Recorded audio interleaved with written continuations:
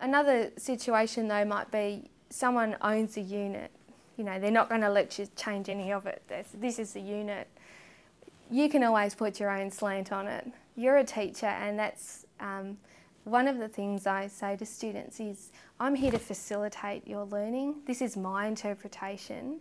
There's a whole lot. There's textbooks and casebooks and other lecturers, and all over you'll find different interpretations. This is my way to explain this to you.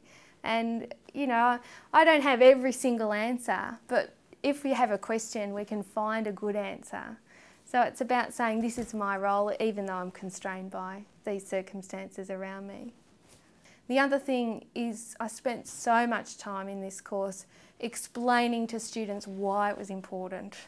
And it took forever to explain why we have it in the course, and mapping it out and showing students where they were coming from at a school level into tertiary study.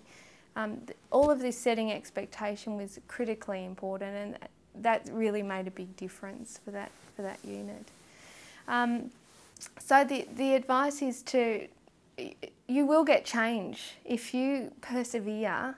You know, once you say, look, the assessment isn't appropriate, you've got some ideas on how to change it. Usually assessment or course materials stay the same because no one can be bothered to change them.